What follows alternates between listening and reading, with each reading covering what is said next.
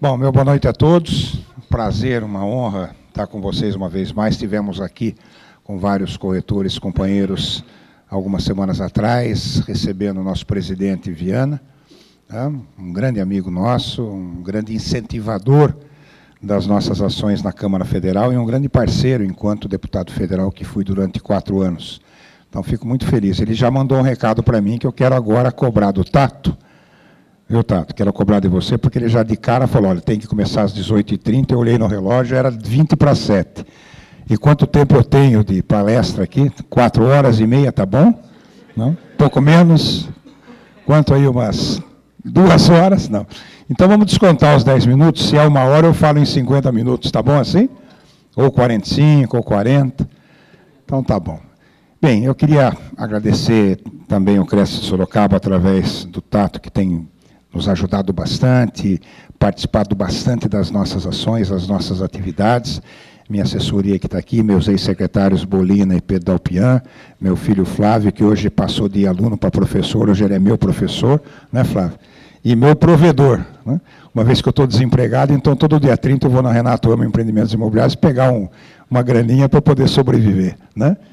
Isso é brincadeira, mas de qualquer forma eu agradeço a presença dele, tá? Agradeço a presença da Meg também, que está, não sei nem onde está a Meg, está aqui atrás, está aqui com a gente também. Bom, eu queria começar, eu ia começar a palestra de um jeito e vou inverter o processo. Na verdade, o conceito que a gente tem, não adianta dar risada, viu, Meg? Ela trabalhou o dia inteiro para trazer isso aqui para mim, eu vou fazer diferente, viu, Flávio? Mas, na verdade, eu quero usar um pouco da experiência que tive de prefeito de 8 anos para transmitir conversar um pouco com vocês, prosear um pouco com vocês. O Brasil, ele começou a crescer de uma forma tão rápida que a gente começa a ver pesquisas, a gente começa a ver informações, a gente começa a ver números e a gente começa a ficar assustado com o crescimento rápido. E aí eu começo a pensar como era Sorocaba em 96, quando eu assumi a prefeitura. Era uma cidade totalmente sem planejamento, era uma cidade totalmente desestruturada, era uma cidade que sobrevivia, não vivíamos em Sorocaba, a gente sobrevivia em Sorocaba. Né? E, de repente, Sorocaba começou a crescer, começou a ser vista como uma alternativa de investimento, porque só se cresce se existir investimento. E até 96 ninguém queria investir em Sorocaba. Sorocaba, então, estava na sobrevida.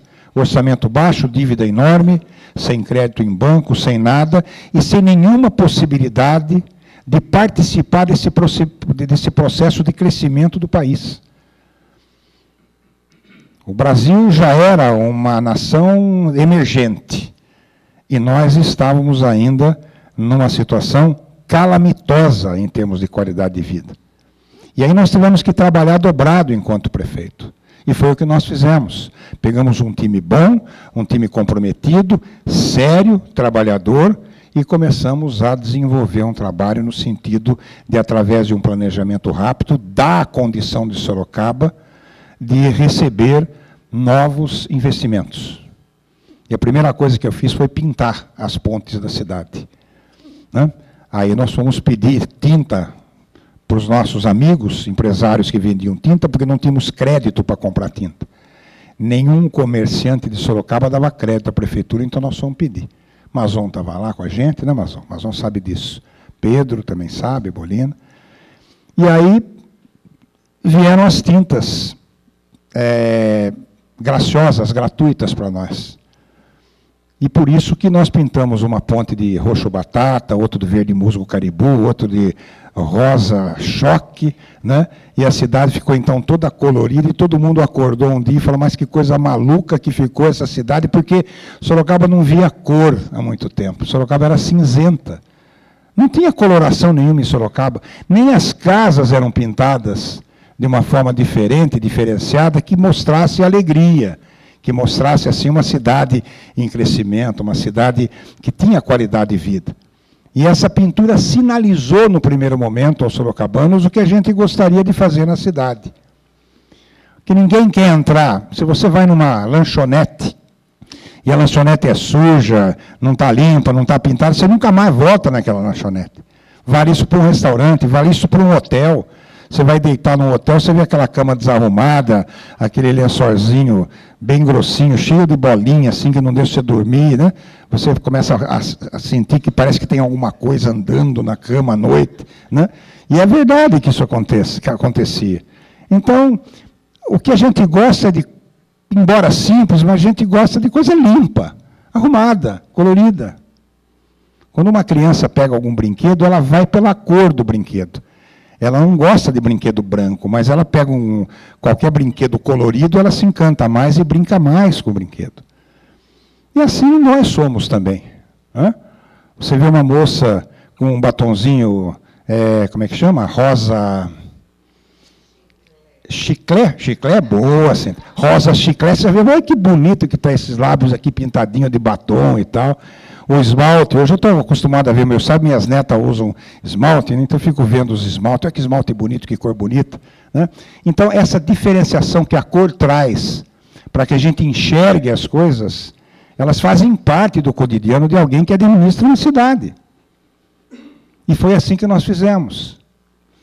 E aí nós fomos para São Paulo, levando para São Paulo, para os empreendedores, para os industriais, nos sindicatos, nas Fiesp da vida, vender, entre aspas, Sorocaba, fazer com que eles viessem investir em Sorocaba. E acreditassem. E a gente que é empresário sabe que se a gente chegar primeiro, a gente sai na frente de todos os outros nossos concorrentes. Então eles vieram, alguns vieram para cá e começaram a namorar a cidade e tal. Uma das primeiras que vieram foi a Flextronics, que de cara trouxe quase 5.000 empregos para nós de Sorocaba. Até então nós tínhamos capacidade de absorção da mão de obra, porque tínhamos pessoas com mão de obra qualificada, coisa que não temos mais hoje. Hoje Sorocaba tem uma deficiência muito grande em termos de mão de obra qualificada, o que faz com que os empresários fiquem mais preocupados de não ter disponibilidade de mão de obra na cidade e na região. Não é? Então, lá a Flextronics veio a Texis, veio a Voben, com as pás eólicas, e só nessas 3 indústrias nós trouxemos de cara mais de 14.000 novos empregos. Fora todas as outras que vieram chegando nesse crescimento. E aí nós começamos a correr, a trabalhar, e vamos asfaltar a cidade, vamos recapear, vamos tapar os buracos, vamos colorir a cidade, vamos começar a construir escolas, vamos começar a preparar a cidade para essas pessoas que viessem, não só os sorocabanos, mas que viessem de fora. Eu me lembro que quando nós tivemos a eleição de 96, que a gente ganhou, nós éramos em 280 mil eleitores. Eu estou vendo que agora, a eleição passada, já éramos em 408 mil eleitores. Então, de lá para cá, a cidade cresceu mais de 80%, em termos de habitabilidade.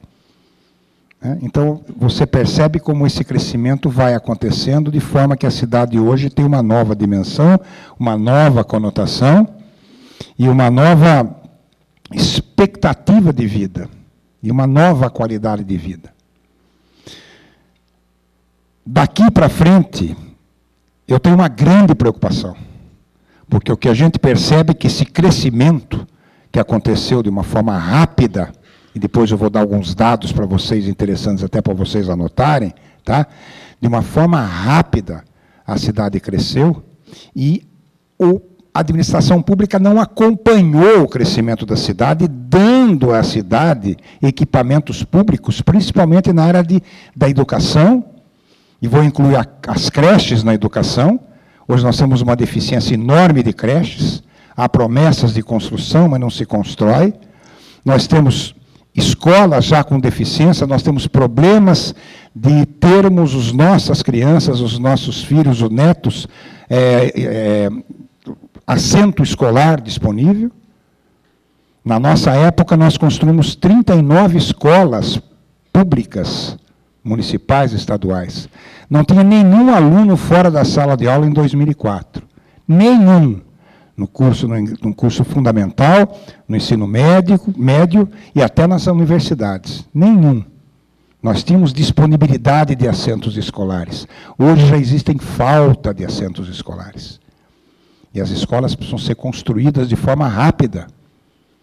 Sabem por quê? Porque vem aí uma coisa bastante grande em Sorocaba que se chama Toyota do Brasil. A Toyota vai gerar quase 15 a 20 mil novos empregos, entre empregos diretos, indiretos, empregos terceirizados e até quarteirizados. Todas as indústrias que vão acompanhar a Toyota, não é a Toyota só que vai dar esses, mas é todo o grupo de indústrias que estão vindo para cá, para fornecerem a Toyota, e todos os restaurantes novos que têm que ser montados, todos os hotéis que têm que ser construídos, todos esses equipamentos públicos e privados que vão ser construídos por conta desse crescimento que vai acontecer em Sorocaba. E eu me preocupo muito, enquanto cidadão de Sorocaba e também como político, se nós vamos ter a capacidade, recursos financeiros já tem, vou falar depois do orçamento de Sorocaba, mas a capacidade empreendedora do poder público em suprir a demanda que vai acontecer e já está acontecendo por parte da vinda da Toyota. E isto vai acontecer principalmente no ramo imobiliário. E já estamos nos preparando e já estamos um pouco preparados para isso, mas ainda vai ter que acontecer muita coisa. Vem muita gente que mora em Cerquilho, em Tatuí, em Boituva, vai vir morar em Sorocaba para trabalhar na Toyota. Fora as empresas, os especializados, os funcionários especializados, que vêm de São Paulo, vêm do exterior, para trabalhar aqui. E vão ter que comprar uma casa, vão ter que comprar um apartamento, alugar uma casa, alugar um apartamento, comprar um lote, construir uma casa. Tudo isso vai acontecer. Isso vai ser bom para nós. As nossas comissões vão engordar, nossos negócios vão engordar, e o Viana estava falando aqui também, na mesma linha, para quem esteve aqui presente, né, Tato? Aqui, no sentido de estarmos preparados para esse boom que vai acontecer em Sorocaba. E já está acontecendo. Os condomínios todos que estão sendo construídos, os novos prédios, e cada hora aparecem novos empreendimentos. Tá? E nós também estaremos disponibilizados para atender, obrigado, Alexandre, atender essa demanda que vai acontecer. Mas não é só isso. Vão acontecer muitas outras coisas nas áreas onde o poder público tem que mexer.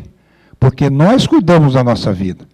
Nós vamos lá oferecer a casa, nós vamos lá oferecer o apartamento, o lote, né, a chácara. Tá? Agora, o poder público tem que ter professores, tem que ter médicos disponibilizados, tem que ter uma estrutura de atendimento imediata à população, principalmente em termos de saúde. Se você ficar um mês sem estudar, não acontece nada com você. Agora, se você ficar um mês sem atendimento médico, você pode até morrer, pô. Conforme o que você está, a doença que você tem, o problema que você tem, você corre risco de vida. Então, atendimento à saúde é uma coisa que tem que acontecer de uma forma muito rápida. A melhoria do atendimento de saúde. Segurança é a mesma coisa. A estrutura que nós precisamos ter de segurança é uma estrutura que não é que tem hoje aqui. Com todo o respeito e com todo o carinho que a gente tem pela Polícia Civil, Polícia Militar, Polícia Federal, Guarda Municipal, mas nós temos sim problemas sérios na área de segurança. Não se fala muito nisso, mas a gente vê isso no dia a dia. O que a gente vê hoje na cidade, prestem atenção, e eu não via isso no final da minha segunda administração, era carros voando baixo na Marginal, correndo como a doidos, onde nós temos escritório hoje na Avenida Américo Carvalho, o pessoal passa voando. Outro dia fui tomar um café, tomar uma sopinha lá no... Sopinha foi mal, hein? Me entreguei agora, mas uma sopinha gostosa. E a Meg me levou a tomar sopinha, eu fui tomar sopinha. Os carros passavam na Barão Tatuí voando, Bolina, mas voando assim que você passava, parecia corrida de Fórmula 1, Fórmula Indy, não obedecendo nada não se respeitava o trânsito da cidade, não se respeita. Preste atenção nisso. Preste atenção quando vocês forem nessas ruas que têm condição de correr, para ver o que acontece. Esses radares andam todos aí desligados, alguns deles desligados, até para mostrar que tem um monte de radar, mas não tem mais controle da velocidade dos veículos. Pô. E não é só isso. Nós temos uma infraestrutura de sistema viário, de malha viária, já ultrapassada. Nós temos que ter soluções para isto. Eu não vou poder falar muito sobre isso, porque senão eu fico falando do meu plano de governo aqui, vão entender que eu estou fazendo política, não é isso que eu quero, e pior do que isso, a oposição está aqui, deve ter gente da oposição, óbvio, está aqui para ver o que eu falo, e vai copiar e vai dizer que ele que vai fazer também o que eu estou falando que vou fazer. Então eu não vou falar o que eu vou fazer. Mas eu sei que tem que ter soluções para o sistema viário. Segurança, sistema viário, educação, saúde, preservação ambiental, cuidados com o meio ambiente, cuidados com os recursos hídricos, onde nós fizemos uma administração voltada para isso, e o Pedro Alpian está aqui, cuidando do SAI durante 8 anos, que foi o primeiro metro cúbico tratado de esgoto de Sorocaba, desde Baltazar Fernandes até 2004, que nós entregamos a primeira estação de tratamento de esgoto de Sorocaba. Mas nós temos problemas de recursos hídricos, podemos ter, a água é uma coisa finita. Se a gente não cuidar da nossa água, tá, nós corremos o risco de o que aconteceu com Itu, que não tinha água em Itu, acabou a água em Itu e não vinha, e o rio Sorocaba passa por Itu, e todo poluído descia lá, todo aí formoso, com todas aquelas coisas todas que recebia dos esgotos de todas as casas de Sorocaba, e passava pelo comitê de bacia, pelas cidades que compunham o comitê de bacia, a jusante, e recebendo todas aquelas sujeiradas de Sorocaba. Então nós temos que ter cuidado com isto. Preservação ambiental, saneamento básico, é saúde preventiva. Você diminui a ida de pessoas nos centros de saúde, tá? Cuidando da saúde em termos preventivos. Foi assim que fizemos com a dengue. 0 de dengue em 8 anos. Hoje tem quase de 2.000 casos de dengue em Sorocaba, e com 2 mortes, inclusive. Isso são constatações. Isso estão em todos os jornais da nossa cidade. Tudo bem que com letra pequenininha, se cada um comprar uma lupa, vai enxergar isso aqui, mas vai perceber que essas coisas estão acontecendo em Sorocaba. E isto me preocupa muito. Me preocupa muito, porque nós temos que cuidar de Sorocaba para preservar Sorocaba e dar qualidade de vida para o futuro. Não é para o hoje, para o ontem. Não é você suprir deficiência do que aconteceu ontem, é você cuidar para que daqui a 10 anos, 5 anos, 10 anos, 15 anos, você já esteja preparada para isso. Essa despoluição do rio, segundo o Pedro Alpian, foi um projeto para que a gente tivesse, de água também, nas novas adutoras, tivéssemos água e esgoto tratado em 100%, até o ano 2021, se não me lembro, 2030, tá? A água. E o esgoto a gente queria e não conseguimos concluir, porque não tinha recurso para concluir, mas deixamos dinheiro disponível para concluir o tratamento de esgoto. Até o ano de 2007, 2008, o esgoto 100%, que não está ainda tratado 100%. Porque isso vende Sorocaba. Se você chegar para uma indústria tipo Toyota, ou tipo indústria que precisa de água, você fala, nós temos água até 2030, nós temos energia disponibilizada para a sua indústria até o ano 2040, eles têm muita vontade de vir aqui. Nós estamos no setor mais importante do país em termos de PIB. Nós estamos no quadrilátero do estado de São Paulo, que é responsável por 75%, Flávio? 75% da população está nesse quadrilátero, que é formado por Santos, São Paulo, Sorocaba, Campinas, São José dos Campos. E São José dos Campos e Campinas. Aí você fecha neste setor, tá? E tem várias cidades no meio disso, tem Hortolândia, tem Indaiatuba, tem Salto, tem 75% dos habitantes do estado de São Paulo, que tem o maior PIB do Brasil, que é o Produto Interno Bruto do Brasil. Então, esta responsabilidade tem que estar na mão e na cabeça do administrador público e daqueles que vivem na cidade. A responsabilidade que a gente tem, enquanto cidade-sede, de cuidar da cidade e dar alternativas, até de atendimento e socorro, se necessário for, socorro em todos os setores onde atua o setor público, para cidades vizinhas que são nossas irmãs. Pô. Até buscar alternativas para levar alguns investimentos para cidades menores. Mas não perder de vista que nós temos que se desenvolver, sim. Sorocaba tem que chegar a 1 milhão de habitantes, e não temos que ter medo disso, não. Nós temos que estar preparados para que isso aconteça, dando a oportunidade, através do trabalho do poder público, de ter condições de atendimento a todos os cidadãos que vierem para cá. Esta é a função do poder público. Eu avanço mais nisso porque estive no poder público há 8 anos, então tenho uma visão diferenciada um pouco do Flávio, do Bolina, que são empreendedores do setor imobiliário, e outros que estão aqui, tá, que veem a coisa toda como empreendedores focados nos empreendimentos que têm e nas coisas que eles têm que fazer enquanto setor privado. Tudo isto que a gente aprendeu como prefeito, a gente levou para a Câmara Federal, porque é lá que as coisas se resolvem em termos de legislação. E lá, como disse o Tato, eu tive a oportunidade de trabalhar na Comissão de Desenvolvimento Urbano, onde a gente recebeu até um prêmio da Marinha por serviços prestados aqui para a Marinha na própria Câmara, no próprio Congresso e no próprio partido, enquanto eu estava no PSDB nesses 4 anos que por lá passei. Mas lá a gente aproveitou a experiência para ajudar a melhorar a legislação que norteia a atividade empresarial voltada a parcelamento de uso de solo. Eu fui nomeado relator do projeto de lei 3057 de 2000, que tratava de modernizar o uso do parcelamento do solo.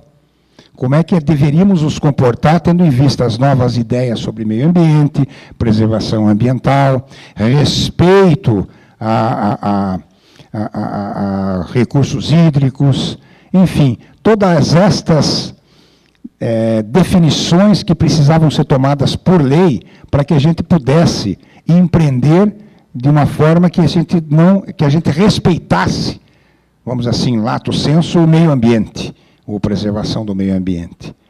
E lá nós preparamos, depois de 7 anos, esse projeto é de 2000, 3057, depois de 7 anos a gente conseguiu aprovar numa comissão especial a nova legislação sobre parcelamento de uso do solo. E, curiosamente, um dos capítulos que nós aprovamos, da minha relatoria, nós aprovamos na comissão, tratava da regularização fundiária. E na época, presidente Lula queria fazer a medida provisória da Minha Casa Minha Vida, e ele pegou esse projeto, a assessoria dele, e viu que estava muito bem formatada a nova legislação sobre a regularização fundiária. Ele não teve nenhuma dúvida de pegar a minha parte de projeto, o meu capítulo, copiou ipsis literis e colocou na medida provisória. Foi assim que eu tive o meu único projeto de lei aprovado via Lula, tá certo? Por conta dele pegar a regularização fundiária, que foi aprovada. E o resto do projeto que a gente fez está pronto para a ordem do dia e mais cedo ou mais tarde será votado e nós teremos, então, aquela revisão necessária do parcelamento de uso de solo, tá? Do uso do solo. E o Cresce teve uma importância muito grande nesse processo, como teve o Secov, com o Flávio, com a garotada do Secov, o Caio Portugal, o Luiz Eduardo, aquela turma toda lá. Né? E nesse parcelamento de uso do solo, tinham alguns artigos que cuidavam dos nossos comissionamentos. E tinha umas barbaridades lá, que a gente conseguiu tirar todas e demos uma condição de respeito ao negócio efetuado por um corretor, mesmo que rescindido o contrato por inadimplemento ou qualquer outra razão. E lá nós ajudamos, então, e o próprio Viana relatou isso aqui na eleição, na sua palestra, o trabalho que a gente fez lá. Então, a gente conseguiu, através de um trabalho forte na Comissão de Desenvolvimento Urbano, nessas comissões especiais, tá, fazer um trabalho de sorte que a gente deu uma condição legislativa melhor para a ecoação do uso do solo no país. E é muito difícil você fazer uma legislação para o Amazonas e para São Paulo ao mesmo tempo. Você tem muitos problemas a serem resolvidos. Talvez por isso que, até hoje, a gente não conseguiu ver aprovado a nossa relatoria do projeto. Enfim, acredito eu que nós temos que trabalhar para que a gente faça a cidade se desenvolver, sim. Eu tenho lido nos jornais nos últimos meses que diz lá, Sorocaba precisa parar, já cresceu muito. Isso é uma babaquice que não tem tamanho. Se você parar, você vai para trás. No mundo de hoje, com uma tecnologia que existe hoje, com tudo que a gente tem à disposição para a gente crescer, falar, vou parar, isso não é coisa que se fale. Mas, enfim, tem várias pessoas que estão falando, não, Sorocaba está muito grande, já chega, não precisa de indústria, não precisa de emprego. Aí eu quero ter um debate com esse pessoal, dizendo, escuta, o que eu faço com os meus netos, hein? O que nós vamos fazer com os nossos? Vai parar aqui e daí? Cadê o emprego para os nossos filhos, nossos netos? O que adianta, então, a escola? Nós vamos ensinar os nossos filhos, os nossos netos, em todas as universidades que hoje a gente conseguiu trazer para Sorocaba, para eles ir embora trabalhar em outro país, em outro estado, ou no Amazonas, e o que vai acontecer? Eu acho que nós temos uma responsabilidade muito grande com a nossa família, para a gente, enquanto poder público ou setor privado, trabalhar para que a cidade cresça mais, desenvolva mais empregos, desenvolva mais a qualidade de vida para os nossos netos, melhora as nossas condições na área de segurança, para dar segurança, para não roubarem tênis dos nossos filhos, nossos netos, lá depois da balada. Tem balada ainda hoje, né? Fala balada ainda ou não? Ou já mudou? Balada. Depois da balada, pegar aqueles manos que vão lá para assaltar nossos filhos, nossos netos. É isso? Uma cidade que fica nesse sentido vegetativo, tem todas as condições, tá, de vir para trás. E nós não podemos deixar isso acontecer. Eu peço que vocês nos ajudem até a passar essas informações às outras pessoas, para a gente acabar com esse movimento de tentativa de fazer segurar o crescimento e o desenvolvimento de Sorocaba. Nós temos que nos desenvolver, sim, mas de forma sustentada.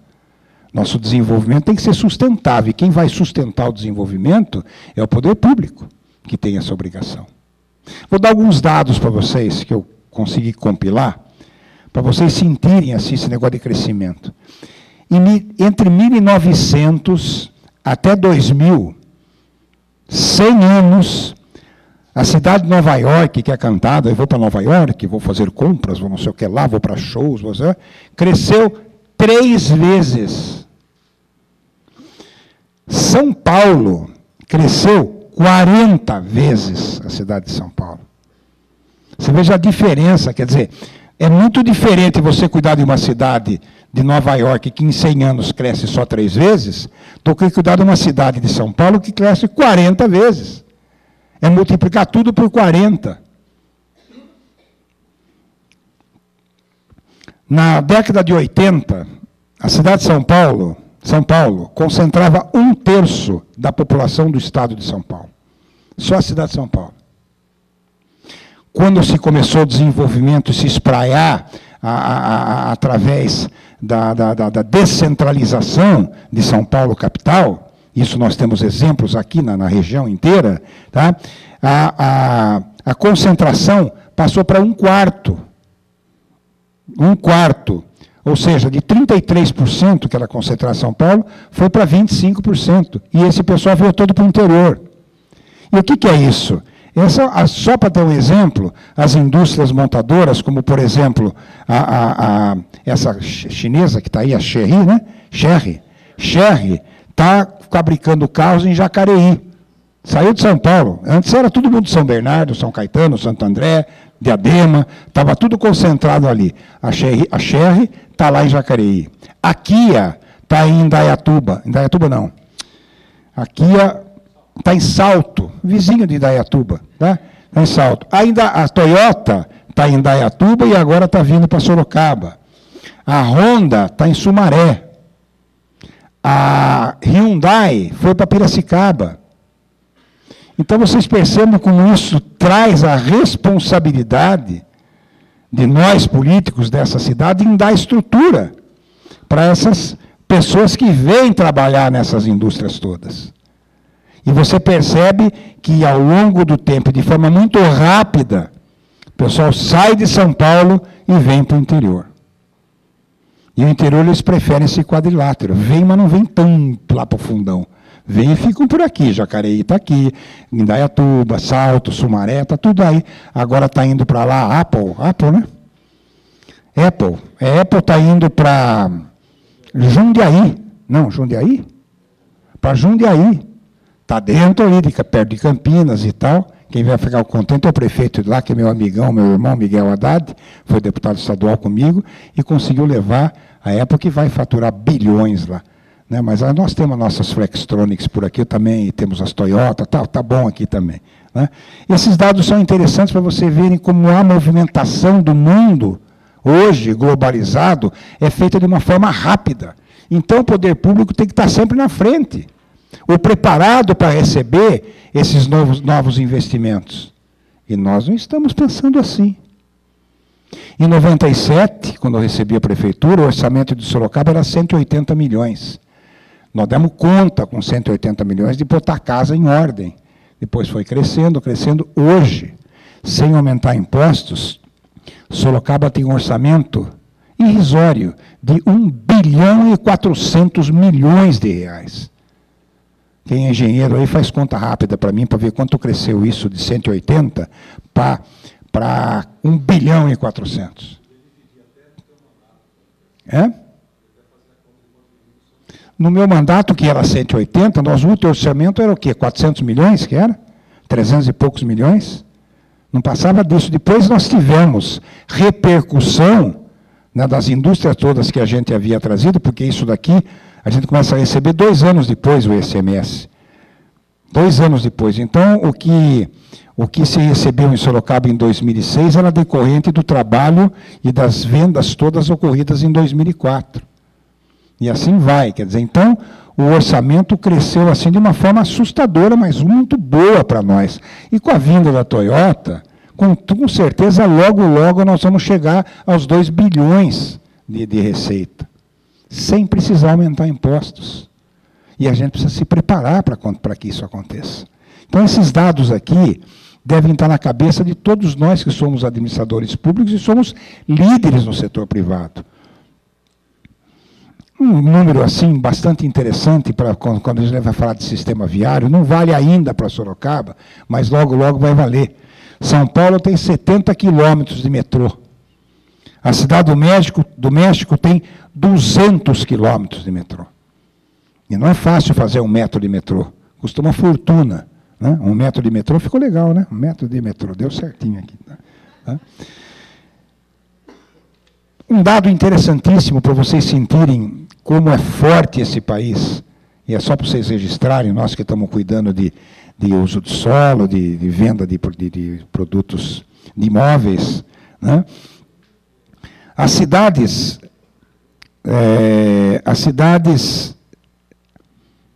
e centros urbanos ocupam do nosso território nacional um percentual que eu quero fazer 2 perguntas para ver se vocês sabem quanto é esse percentual. Você não pode falar, viu, Flávio? Tá? Vocês sabem quanto que é ocupado de todo o território nacional do Oiapoque e Oxuí, as cidades, os nossos 5.500, 6.500 municípios, é isso? Quanto? Sabe quanto por cento? Quem falou 5? Pode baixar isso. 0,5%, Bolina. Só 0,5% do nosso território é constituído pelas nossas 5.564 cidades. E 75% das cidades desse país têm menos de 20 mil habitantes. São números que vocês vêm de administrar Sorocaba, vem o prefeito de uma cidade pequenininha, né? E vem aqui, eu sou o prefeito, não sei do que, tá? Agora o prefeito disso aí, eu sou o prefeito de Sorocaba, aí vem o Kassab, lá eu sou o prefeito de São Paulo. Então é uma diferença enorme em termos de como você vai cuidar de uma cidade que tem o porte que Sorocaba tem hoje. E como você vai cuidar de uma cidade do porte de São Paulo que você tem hoje. Então são dados que não adianta você fazer algumas avaliações técnicas para cuidar de uma cidade de 20 mil, com as necessidades que tem, com uma cidade de 600 mil. E a legislação é a mesma. As licitações, os editais que têm que ser feitos são os mesmos. Uma cidade de 20 mil habitantes que não tem nenhuma condição de fazer, por exemplo, uma usina de asfalto, uma cidade de 600 mil como Sorocaba, como tem empresas que podem fazer usina de asfalto em Sorocaba. Em São Paulo, então, nem se fale. Mas a lei é igual, tudo errado. Então, o prefeito de uma cidade pequena sofre a dar com pau. Primeiro, que não tem receita. Segundo, que não tem um feeling para descobrir como é que funcionam as coisas. Não tem técnicos para ajudar o prefeito a administrar. E por que eu estou dizendo isso? Porque tudo isso acaba caindo aonde? Na cidade grande. Então, a demanda que vem da cidade pequena, principalmente na educação e saúde, é muito grande. E por isso eu acho que as cidades grandes tinham que ter um plus na receita vindo do Estado e da União para dar condição de até atender as cidades menores. Tem uma historinha que eu não sei se... Tem alguém de Peró aqui, de Boituva? Não tem, né? Eu não sei como é... Parece que Peró não tem e Peró não tem nenhuma maternidade. E Boituva tem. Então, a criança que nasce hoje em Peró, a mãe tem que dar a luz em Boituva, que está mais perto ali. Então, a criança nasce em Boituva. Mas a mãe não quer que a criança nasça em Boituva, mas ela tem que registrar que nasceu em Boituva. Mas não nasceu na cidade dela, de Peró. Vocês vejam os problemas sociais que são decorrentes, primeiro, da má utilização do dinheiro público, e segundo, do mau dimensionamento dos equipamentos públicos na área da saúde. Então, tudo isso aqui tem que estar na cabeça de todos nós. Nós somos responsáveis por isso. Nós todos. Vamos falar um pouco de Sorocaba. Toyota está lá com 15 mil, 20 mil empregos. Nós somos todos corretores. Vem um cara para trabalhar na Toyota.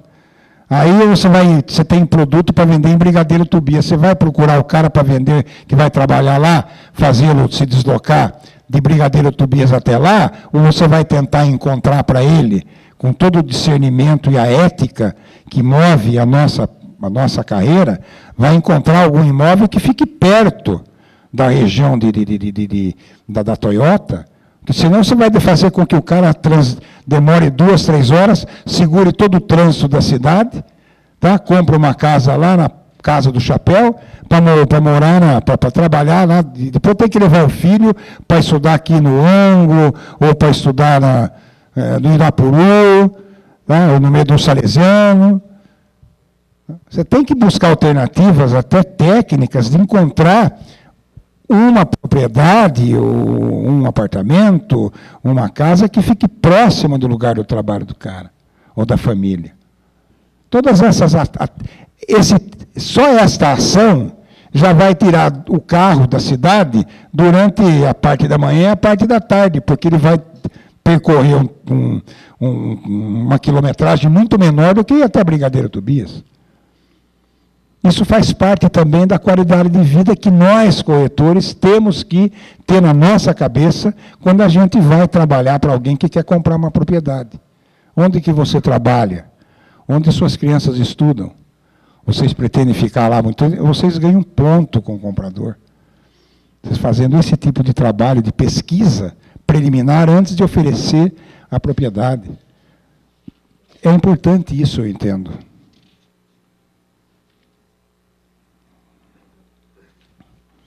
Enfim, Tato, como é que estamos de horário aí?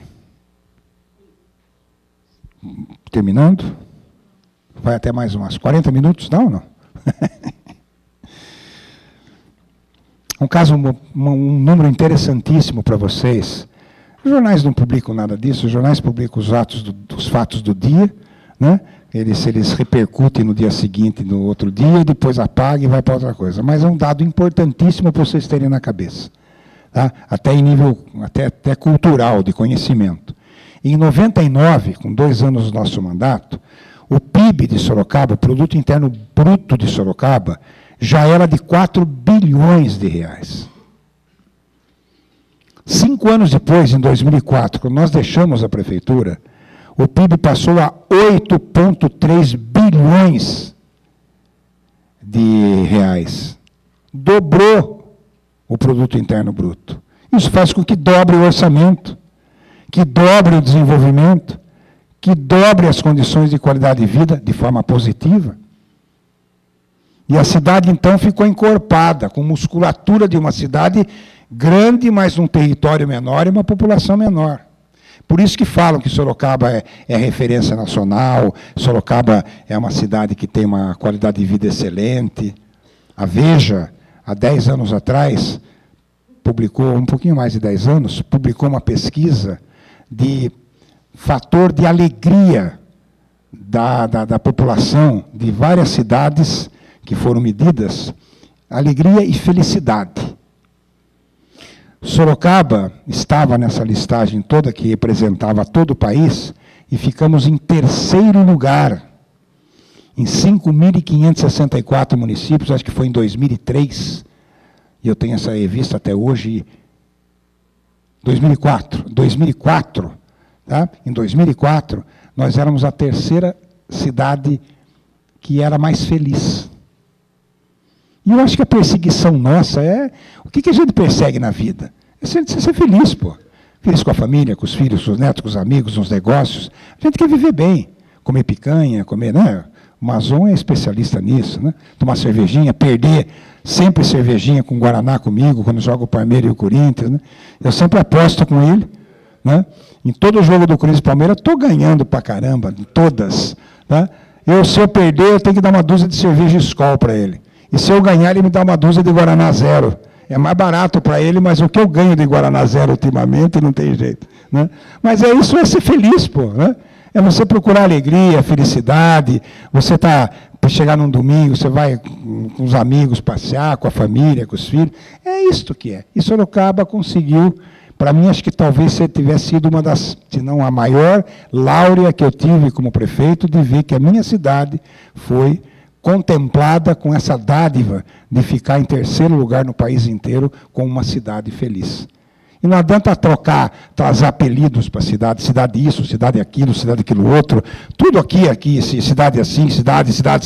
Nós temos que buscar qualidade de vida, dar felicidade para o nosso povo, dar felicidade para a nossa família, para os nossos amigos. É por aí que a gente tem que perseguir a coisa. É por isso que a gente vive, é para isso que a gente vive. Outro dado que é importante, foi falado aqui também na palestra do Viana, das favelas, né? da má ocupação do solo, construindo na beira do rio, correndo risco de vida, com má qualidade de vida. Sorocaba, em 1991, tinha 1,39% da população em favelas.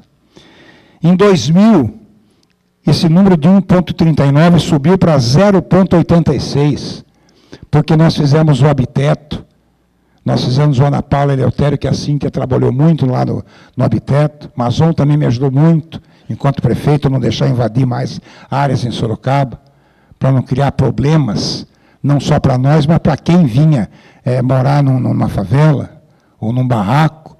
Nós construímos um loteamento e demos 1.040 casas, né, para os habitantes lá do Ana Paula Eleutério, com toda a estrutura de bairro. Reduzimos o número de favelas. Mas não passamos Ribeirão Preto ainda. Ribeirão Preto tem 0,66. Então nós temos que perseguir esses números e reduzir mais ainda. O administrador público tem que reduzir mais ainda, fazer com que essas pessoas vivam de uma forma mais feliz, mais justa, mais socialmente corretas. E a gente tem que ter esses números sempre nos nossos computadores para perseguir a diminuição do que é ruim e o aumento do que é bom.